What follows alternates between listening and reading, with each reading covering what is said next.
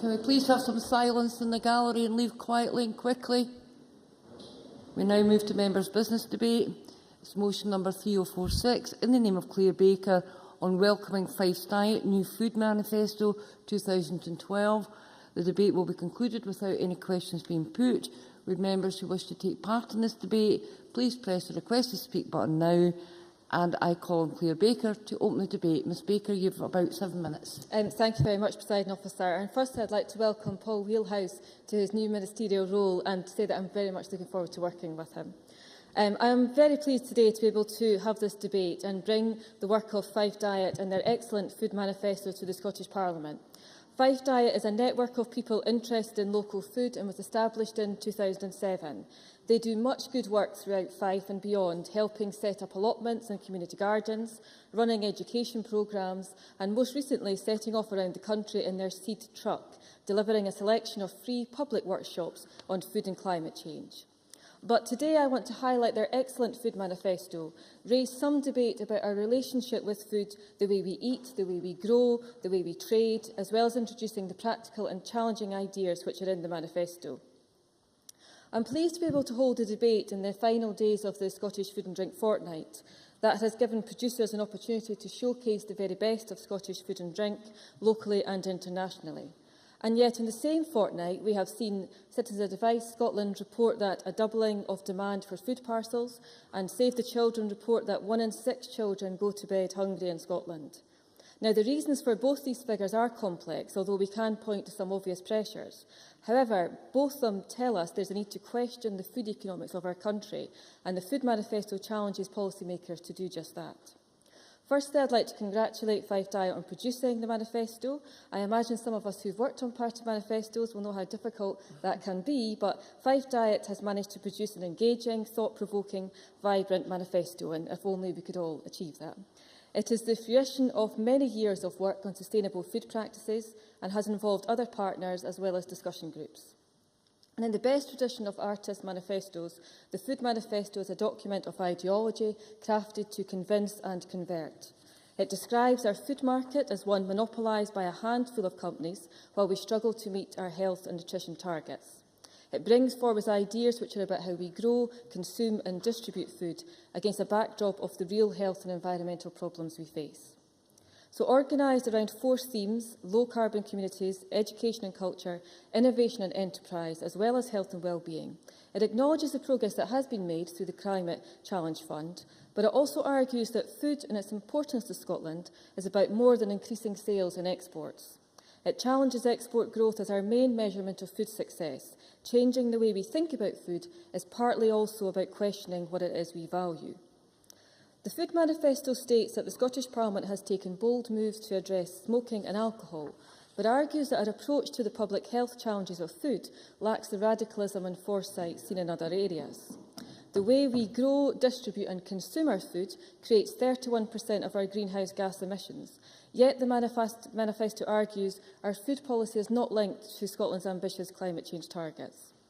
So the manifesto does identify lots of the problems, but it then goes further and offers some practical, others radical solutions. And in a time of economic restraint, these are not solutions about more money, but about changing the way we do things with the aim of delivering health and environmental opportunities for the wider community. It proposes food sovereignty, replacing food security, as the guiding principle of policy, and explores opportunities for collaborative gains between the agendas of food and health, affordability and sustainability. The manifesto sets out 20 challenges to policymakers, starting with the soup test, a proposal that no child leaves school without knowing how to make a pot of soup. A simple idea, but one which brings together lessons in sociability and life skills, affordability, seasonality and locality, as well as health. And I heard one of the founders of Fife Diet, Mike Small, discussing this idea on BBC's Call K a few months ago, and I was surprised at how defensive some of the comments from callers were. I think this is a good idea, and many schools are already doing similar work, and I've enjoyed my own 6-year-old sweet potato soup. And I don't think it's overly prescriptive, but I think that it does capture the imagination and has the potential to involve young people in bigger issues in a more accessible way. And yesterday afternoon we debated the Community Empowerment and Renewal Bill, which has the potential to take forward ideas which are in the manifesto, a community right to grow, for example, with a legal presumption in favour of people growing food on land which is lying unused. The manifesto also takes on areas where it's fair to say there is less consensus. It proposes a soda tax, an idea promoted by my colleague Richard Simpson in the last Parliament, which immediately became an Iden brew tax and revealed the challenges there are in debating some of these issues. But look at the statistics in the manifesto. Scotland has the highest obesity rate in Europe. Between 2003 and 2010, the percentage of obese men and women rose to nearly 30%. 13% of girls and 16% of boys are obese. The Conservative trend is that by 2030, 41% of adults will be obese, and the cost to the NHS by then could be as high as £3 billion. So we do need transformational change to reverse some of these figures and a frank debate. A moratorium on supermarket expansion is the manifesto's radical answer to delivering on the national food and drink policy of creating a more secure and resilient food system based on diversity of our food supply.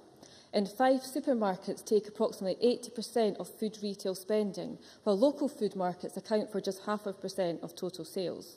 So as MSPs, we should be challenged to think about whether this is the right balance and whether we can do more to increase local sourcing. The manifesto argues for elevating food to the climate change agenda with specific annual food emissions targets, and it provides analysis of our food infrastructure.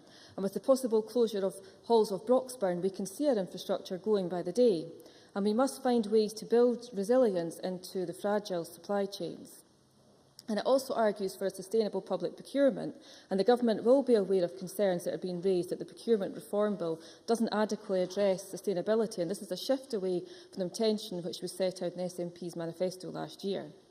So these are some of the difficult proposals, but there are others that we could see quick progression on: an establishment of a food leadership team, the creation of new food indicators that reflect the range of measures that are important, a national campaign for a seasonal 5 a day, the expansion of Blasda, a national local food festival as a celebration of food sovereignty, school farms, Scotland's Orchard and farm apprenticeships. So I'm really pleased to have been able to bring the Food Manifesto to the Parliament. As individuals or as a Parliament, we might not agree with everything that is in the manifesto, but it's a document of ideas to stimulate discussion, to provoke new ways of understanding Scotland's food economy, an opportunity to celebrate our quality produce, but also question how fair is access and whether power is located in the right place. So while this may be the Parliament's introduction to the manifesto, So while this may be the Parliament's introduction to the manifesto, I do hope it is only the start of the discussion. David Torrance. Thank you, Presiding Officer. I would like to take this opportunity to welcome Mike Small, Fergus Walker, Meg Elfie and Jessica Ram to Parliament today. Presiding Officer, I would like to begin by congratulating Five Diet on the launch of our new Food Manifesto 2012. Five Diet's Food Manifesto for Scotland aims to connect in ways we grow, produce, distribute and consume our food within our climate change targets. It connects our environment policy framework to our health and wellbeing initiatives and encourages us to look afresh at the values that underpin how we organise our food economy. All Five Diet's policies fall into 4 themes: low carbon communities, culture and education, innovation and enterprise, and health and wellbeing. Five Diet's manifesto contains some 20 initiatives designed to encourage more joined-up thinking in how we grow, consume and distribute our food, and create some real urgency around the health and environmental problems we are currently facing. I'd like to focus on 2 of these initiatives, which appeal to me personally: the soup test and the right to grow.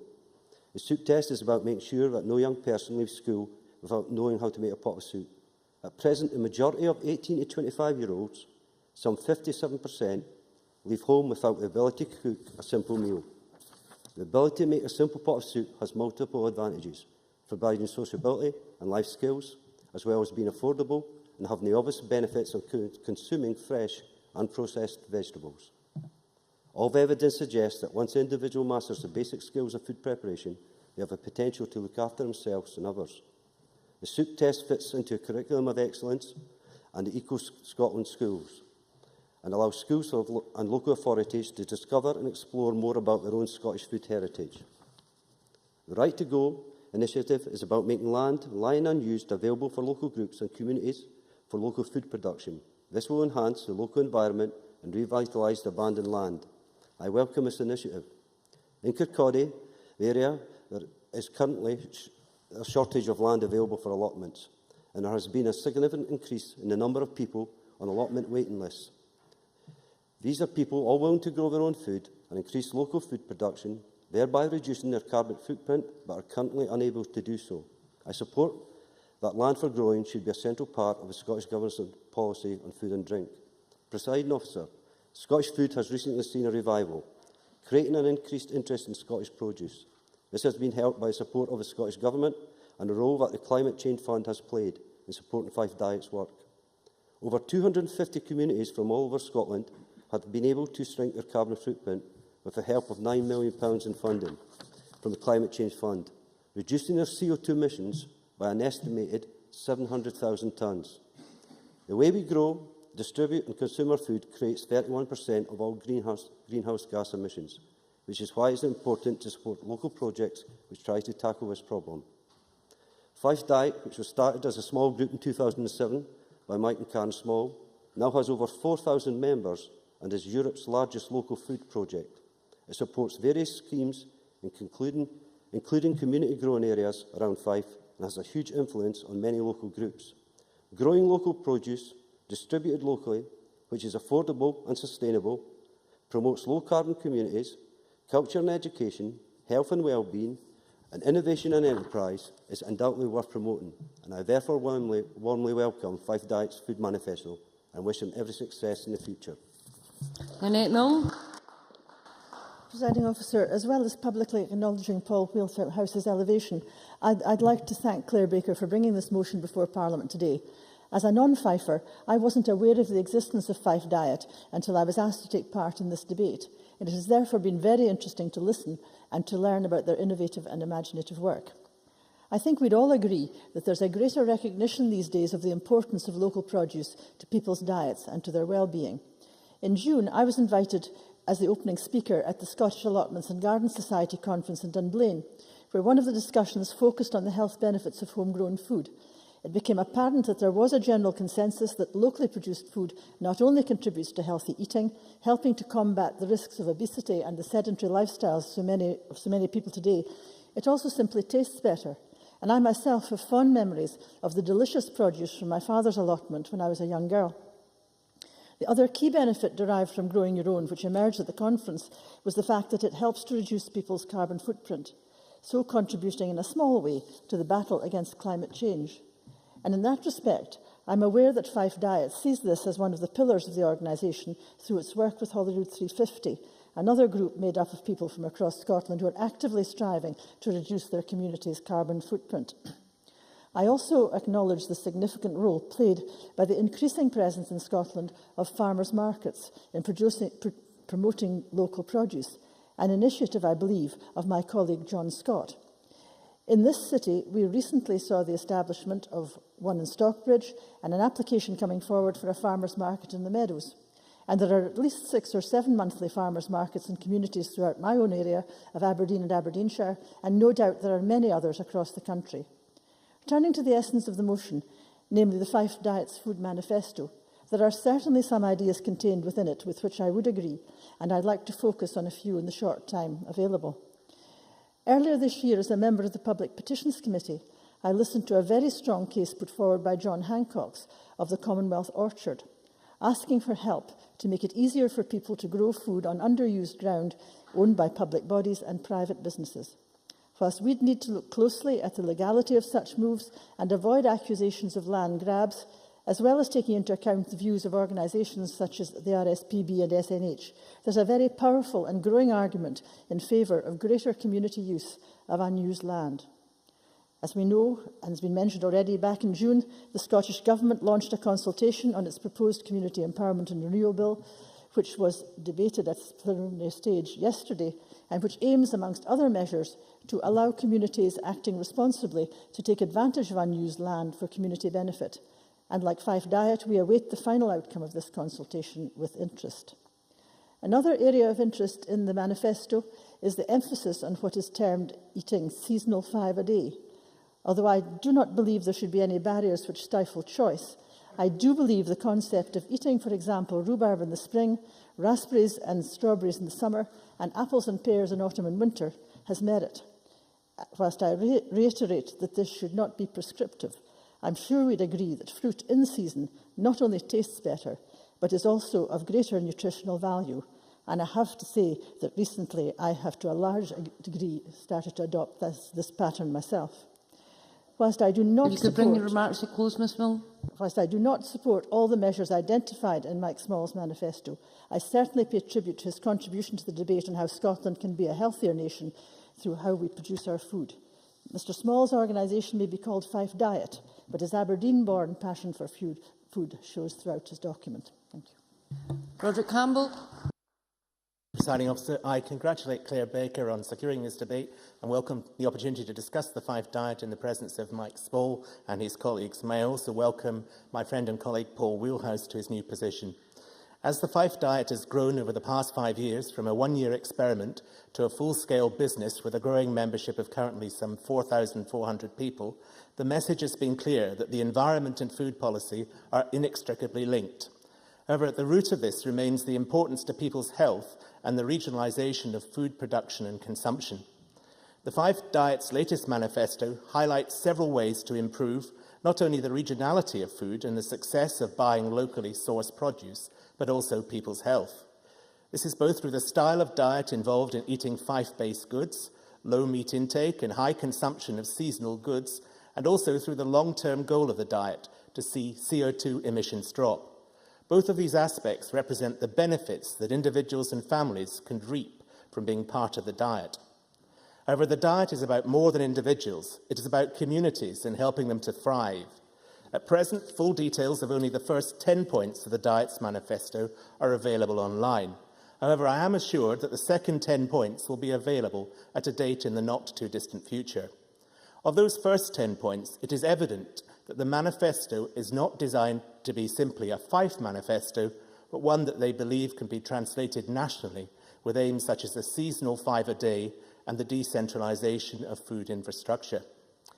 In North East Fife, we are blessed with fine local produce, from strawberries and potatoes to venison and fresh fish, even ice cream and beer, and it is right that we make the most of what we have available on our very own doorsteps. That's not to say that we should stop purchasing any food from beyond our local authority boundaries, and I believe Mr Small would agree with me on that, but that we should be encouraged to use what resources are already nearby and explore what can be grown in the region. And with such places to eat as the Anstruther Fish Bar and the Peat Inn, a reasonable question is, why would you choose to eat anywhere else anyway? On a serious note, however, our local and regional food systems are under threat, no more so than my own constituency, where there is a planning proposal to close the existing, which if passed, would close the existing St Andrews abattoir, which could result in animals being transported far out with North East Fife to be processed, if no alternative locally is available. While this is a sensitive matter at present, this has the potential to greatly affect meat farmers and local businesses throughout my constituency. Regardless of this, however, the problem remains that over-reliance on a small number of large abattoirs, mills and dairy processors makes us all the more vulnerable to fluctuating food prices. While consuming locally sourced goods would not protect us from this, it would offer some help. It's clear that the aims of the Fife Diet are to see people's health improve and to reduce the carbon footprint of everybody. I understand that Mr Small has called regional eating only one step of many, and there is more we can do to help ourselves and our environment. But ultimately it comes down to this, what we as individuals, families and communities are able to practically achieve. I welcome the publication of the manifesto and its relevance to North East Fife, and hope it continues to provoke debate about food and the environment well beyond this afternoon's debate. Thank you. Dr Richard Simpson, to be followed by John McAlpine. Thank you, Presiding Officer. Can I join others in congratulating Claire Baker on securing this debate and welcome Paul Wheelhouse to his ministerial position. And I want to also add my congratulations to the Fife Diet organisation for producing such a high-quality and challenging manifesto. One of the greatest health threats facing Scotland today is the population's obesity problem. 2010, 32.5% of children had a BMI out of the healthy range. Statistics from the 2010 Scottish Health Survey suggest that 27% of people between 16 and 64 were obese, up from 17% in 1995, and this unfortunate trend could mean that the figure could reach 40% by 2030. The number of adults deemed to be overweight in Scotland, that's with a body mass index of greater than 25, has now reached 65%. Not only can being overweight severely restrict the ability to lead an active life, but it can also have dire consequences to a person's health, leading to many other health problems, including development of cancer. Preventing obesity is something an individual can take action on. It's therefore paramount that urgent and decisive action is taken to support the correction of these dangerous trends of overeating, eating the wrong things, not eating recommended amounts of fruit and vegetables, and not doing regular exercise. And the government's commitment of £7.5 million to this area is frankly a pittance in attempting to stem this tide. And these are some of the reasons why I welcome the timely publication of Fife Diet Food Manifesto, which promotes and explains healthy eating in a simple, easy-to-understand document. Last year, I did indeed circulate a motion applauding France on their introduction of a soda tax, and I noticed that this document has made reference to that motion. New York has followed up its requirement to publish calorie values on every food outlet with an attempt to get rid of large bottles of sweet soda drinks. Now, Scots consume 23% more sugary drinks than the UK average. Noting that 1/4 of calories daily intake by Scots are consumed as sugary drinks, Professor Naveed Satta said, "What you drink can be as damaging to the body as what you eat, and there is no question that consuming too many sugar-sweetened drinks can greatly contribute to abdominal obesity and therefore increase your likelihood of developing health conditions such as type 2 diabetes and cardiovascular disease. And there are some varieties of drinks, such as pure fruit juices and smoothies, which are perceived as and advertised as healthy options that are actually very high in sugar." Denmark has introduced a saturated fat tax, which we should look at. They already 5 years ago banned trans fats, which the government and other parties refused to support my private member's bill on that, and that I find regrettable. Now, there are some encouraging signs. The consumption of people eating 5 fruit and veg a day has shown some slow improvements in 2001, but I must advise the government that those figures have now reversed, and therefore, again, urgent action is required. Fife NHS and Fife Council are working on developing more opportunities for growing, and indeed I took part in a seminar at Stratheaton Hospital on exactly this site. And some of their innovative approaches, I think, need to be developed within the Community Empowerment Bill. The use of smaller brownfield sites, contracts to bring back into use underutilised Member needs to bring his remarks to close. Underutilised gardens, and so we need these sorts of initiatives to develop it. So I welcome this, but call for further action, and I'm sorry there's no health minister here to back up Paul Wheelhouse, but I hope he communicates strongly with them the wishes of us all to improve the situation. Joe McAlpine, followed by Claudia Beamish. Thank you, Presiding Officer. I too would like to congratulate Claire Baker on securing the debate and welcome my colleague Paul Wheelhouse to his new position. I'd also like to congratulate Mike Small on the Fife Diet for bringing the manifesto to the attention of the Parliament and the wider public. Mike has made a huge contribution to the debate over sustainable food and indeed wider debates in Scotland over the last few years, and it's very good to see him in the gallery. Unlike many others who have contributed to this debate, I am not from Fife, although I do enjoy visiting that corner of our country. But my thoughts did turn to Fife when I was on holiday in Italy this year. The links between the Veneto and the East Nook might not be immediately apparent, but because Mike Small had sent me his food manifesto before the recess, travelling around Italy made me think about food culture and national and regional identity and how these can serve both our health and economic needs.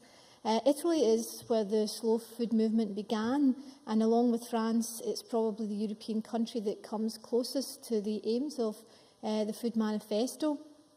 Mike Small, as an environmentalist, will be pleased to hear that I had a very carbon-efficient holiday in Italy, travelling around by bus and train between Verona in the north and Puglia in the south. And in the hundreds of miles that we covered, we didn't see a single supermarket. I'm sure there must be some.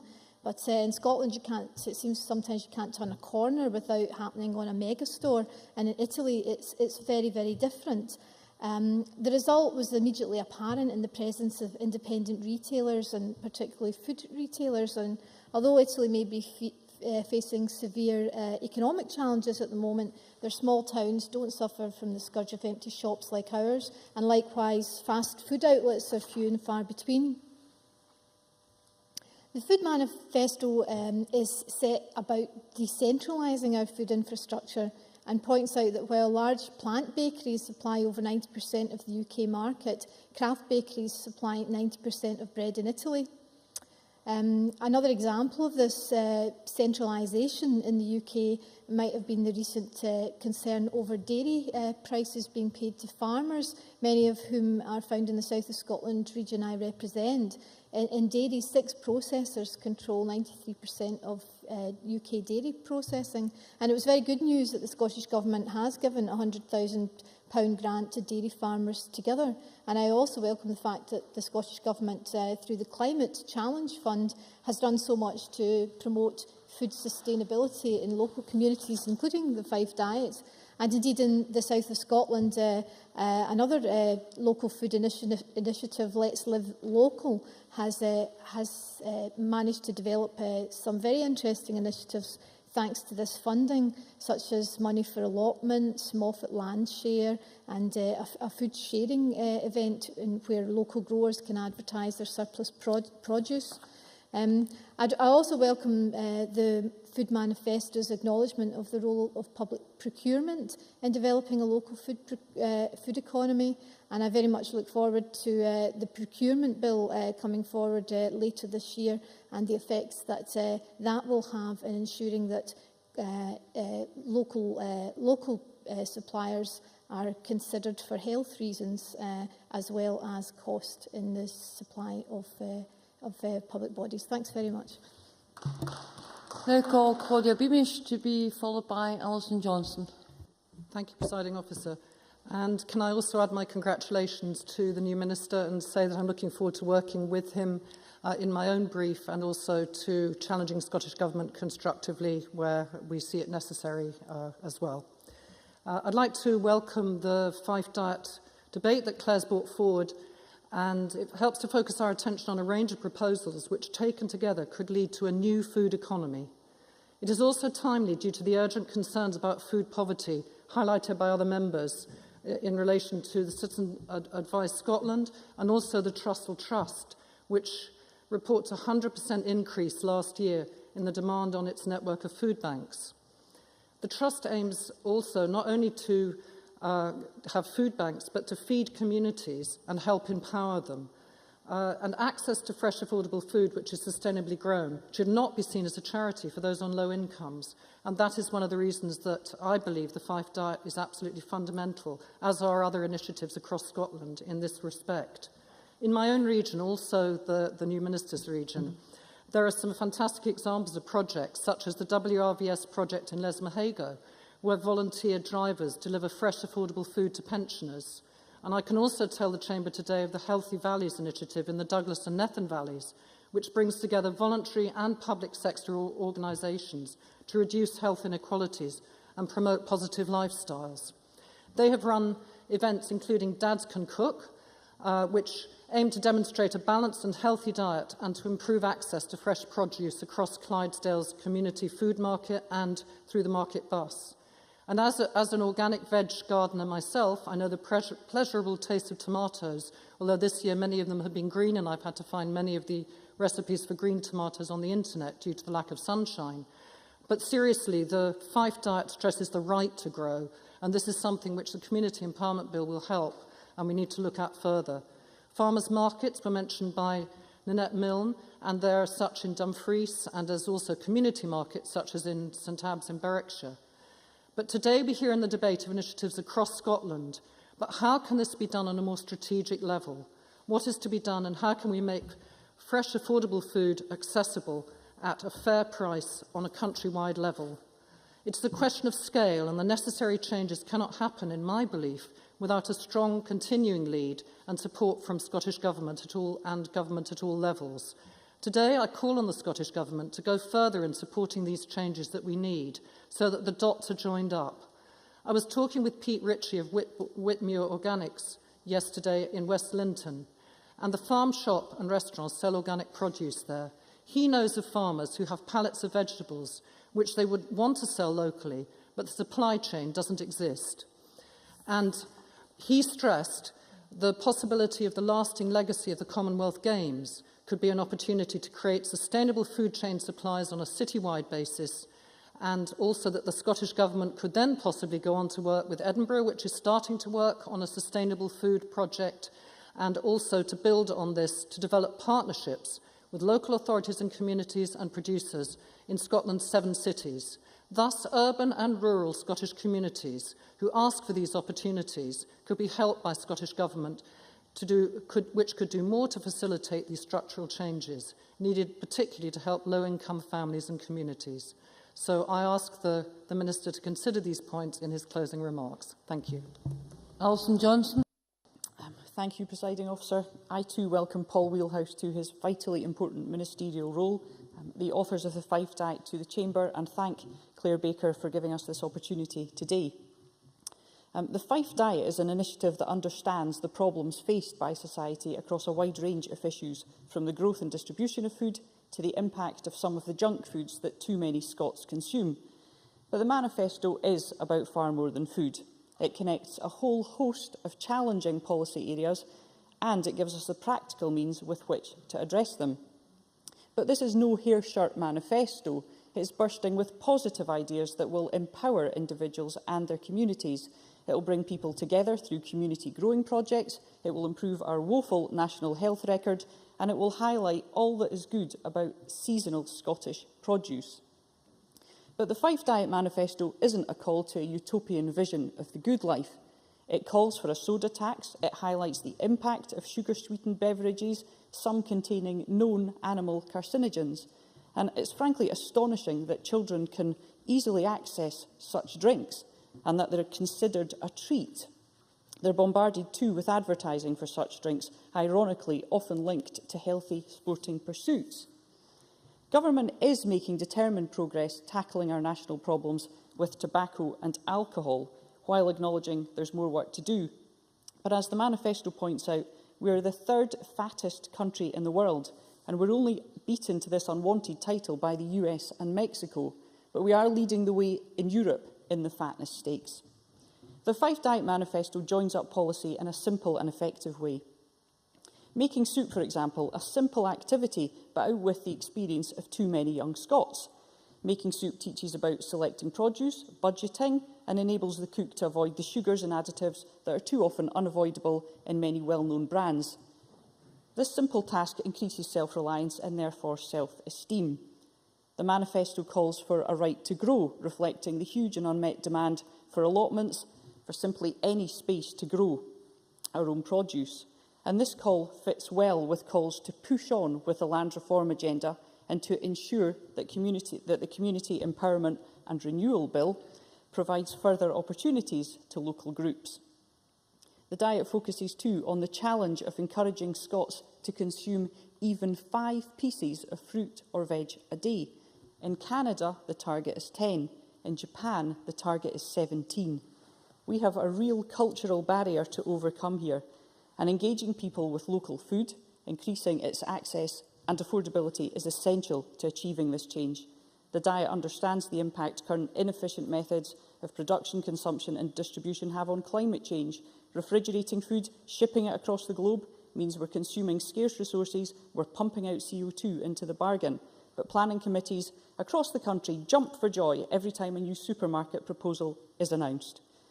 The call for a decentralised local food infrastructure is the only way to increase food security and build the truly resilient local systems we need to positively confront the dual challenges of peak oil and climate change, promote sustainable public procurement, enables the development of different scales of mills and abattoirs, so there are real opportunities here to create jobs, to increase provision of affordable fresh food, to improve animal welfare. Our current policies have given power over food growth and distribution to the mighty few, and as Albert Einstein said, any intelligent fool can make things bigger and more complex. It takes a touch of genius and a lot of courage to move in the opposite direction. But as we strive to close the gap on our climate change needs to close her remarks. Targets, thank you, and as we face the challenges of peak oil, poor health and increased obesity, Moving in the right direction is simply common sense. This is a manifesto for a more connected, healthier, better Scotland, and one we should learn from and embrace. Thank you. We now move to wind up the debate. I call Paul Wheelhouse, Minister. You have 7 minutes. Thank you, Presiding Officer. And if I may, before moving on to the substantive debate, if Claire Baker will forgive me, just take the opportunity, since Stuart Stevenson is the Chamber, my first opportunity to speak as a new Minister, just to highlight Stuart Stevenson as someone I hugely admire for his intellect, wisdom, approachable manner with both members of the Chamber and staff, colleagues and stakeholders. And I think we should recognise the huge contribution that Stuart Stevenson has made, both in furthering the climate change agenda, but in general in terms of forwarding climate justice agenda and other issues. So just like to take that opportunity to thank Stuart for his work. So I very much know I have huge boots to fill, and I would like to assure Parliament that I will be throwing myself into the role with great gusto. So to the motion itself, which is an important reason why we're here today, as a number of members have already said, I very much welcome this debate, and rightly so, because on behalf of the Scottish Government, I would like to thank Claire Baker for bringing forward this motion today, because it highlights very important issues, as we've been hearing from some very well-balanced and intelligent speeches, I believe, today. It's especially fitting that this debate takes place, as Claire Baker herself said, in Scottish Food and Drink Fortnight, our annual celebration of Scotland's wonderful larder, and events around the country have created a real buzz about our local food and drink. And this kind of effort is critical, I think, to support our local economies across the country. Presiding Officer, Scotland's food and drink is renowned for its quality around the world, and indeed Scotland Food and Drink have themselves highlighted plans to grow the value of the industry's exports to £7.1 billion after targets set 3 years ago were met early. But you're quite right, Presiding Officer, Claire Baker is quite correct to highlight that this is not just about food exports. Food and drink is clearly an area which is exceptionally important to this country's economic success, but they're equally important in terms of our health and our impact on our environment. And our National Food and Drink Policy, Recipe for Success, recognises this and seeks to raise the debate about food and drink in Scotland to a new level. Mike Small and Fife Diet, welcome Mike and his colleagues to the Chamber, have an important role to play in this debate. Their groundbreaking work has brought new ideas and insight to a wide range of people. To help, they've been supported by over £800,000 of funding from Scottish Government over the period 2009 to 2015 to promote the Fife Diet, to develop wider support and to deliver the Local Food Solutions project. That is why I welcome Fife Diet's Food Manifesto and their cross-cutting community work to promote the development of a food system that better supports environmental sustainability in Scotland. I've been delighted to hear that local food in Fife is thriving, with local food networks, farmers and publications such as the Fife Larder all contributing to promoting the outstanding produce that Fife has to offer. And this is indeed, Nanette mentioned herself, farmers' markets across the country are becoming an increasingly important feature of our food retail landscape.